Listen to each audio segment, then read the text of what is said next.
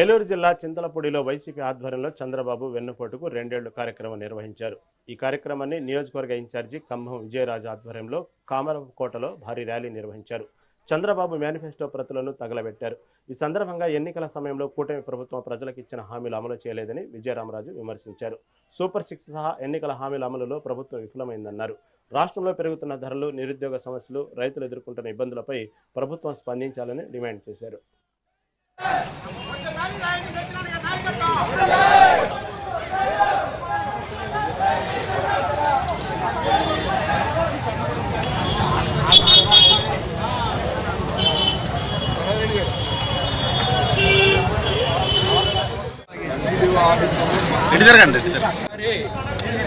ఆ రోజు మేనిఫెస్టో చంద్రబాబు నాయుడు గారు ఎలక్షన్లో నిలిచినప్పుడు 2 ఏళ్ల క్రితం ప్రజలకు ఏమేమి వాగ్దానాలు ఇచ్చారో చూడండి.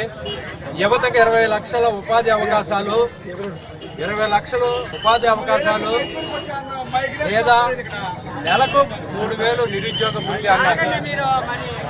మేనిఫెస్టో చంద్రబాబు నాయుడు గారి మేనిఫెస్టోలో నెలకు 3000 నిరుద్యోగ భృతి అని వాళ్ళు ప్రకటించారు. మరి ఏది ఆ నిరుద్యోగ భృతి? ఏది ఆ నిరుద్యోగ భృతి? మరి 24